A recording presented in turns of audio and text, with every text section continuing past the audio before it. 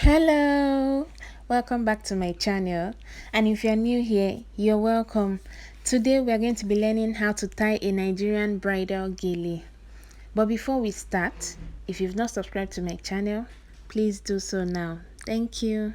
For the bridal gele, most of the time it usually has 4 layers or 4 joinings, which makes it look fuller and bigger, much bigger than the regular gele that we tie for parties. That's the major difference between bridal gele and regular party gele. So I'm starting by placing the gele on her head. One side is about 1/3 of the whole length of the gele, the other side is the 2/3.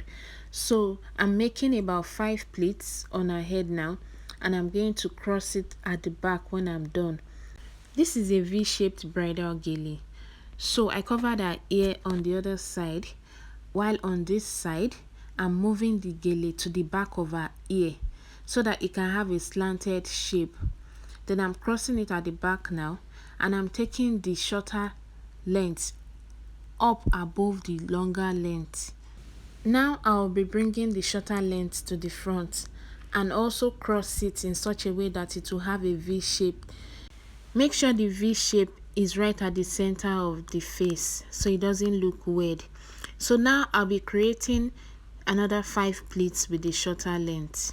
My shorter length is really short, so I can't take it all the way to the back. That's why I have to pin it at the front there.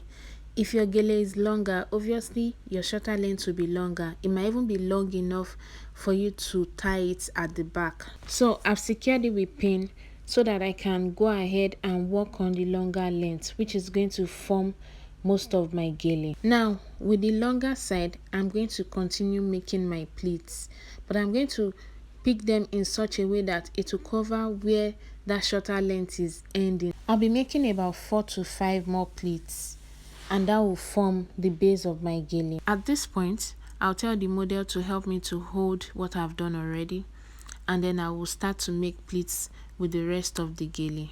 For today, I'm starting my pleats from the middle. You can start from the other end if you want, and you work your way gradually to the other side. But this is what I did today. I started at the middle and then I worked my way to the left side before coming to the right side. This is actually a very easy method. All you have to do is make sure that any pleat you pick, you follow it through from one end to the other. Yes, now is a good time to like this video if you have not liked it already. Please go and like it now. And also comment in the comment section. Let me know what you think. Do you like my model's makeup? Do you want to see the tutorial? Let me know in the comment section. I'm sorry I didn't realize that my arm was blocking the view here. But all I'm doing is I'm just continuing the pleats I've made to that end. I'm still arranging my pleats to the end.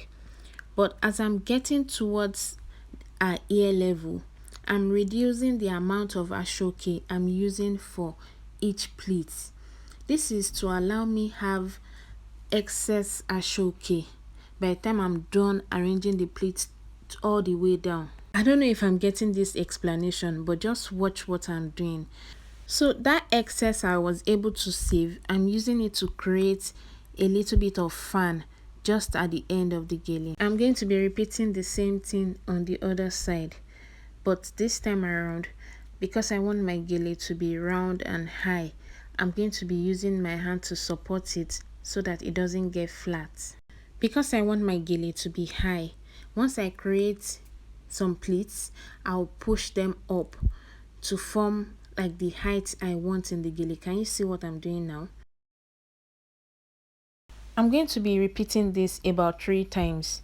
You can do more if you want your gele to be bigger or if you have enough ashoke for that.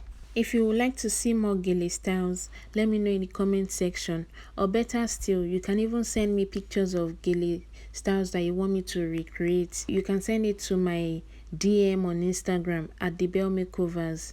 So just like the other side, I'm reducing the quantity of ashoke I'm using as I'm approaching the end, and that's so that I can have some material that I'll use for a little fan. Once I finish pleating the gele, I'm going to be securing it at the back with office pin.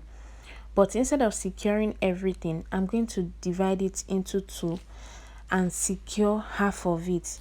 The other half, I will use it to create the little fan that I want to make. You'll see me do that in a bit. A quick question. When tying gele, do you always feel that you have to tie the gele, or you're comfortable with just securing it with pins? Let me know in the comment section. I need to know if I'm alone in this or if we are many, because once I secure with pin, I feel my mind is at rest, like I know that nothing will happen to the gele. Although I'll say with pins, you need to secure with as many as possible.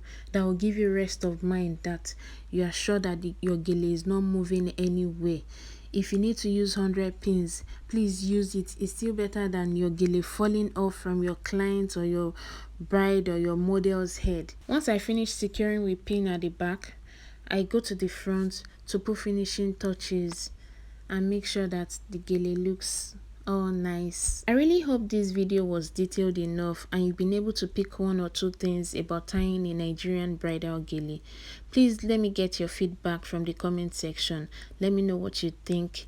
Let me know what you would like to see. I'm also available for bookings anywhere. I'm a Nigerian bridal makeup and gele artist based in Lagos, Nigeria, but I'm available to travel anywhere. Check out my Instagram page at debellemakeovers. Follow me. Let's connect there. And if you've learned one or two things, please like this video. If you've not subscribed to my channel, please subscribe to it now. Thank you so much for watching. I'll see you in my next video. Bye.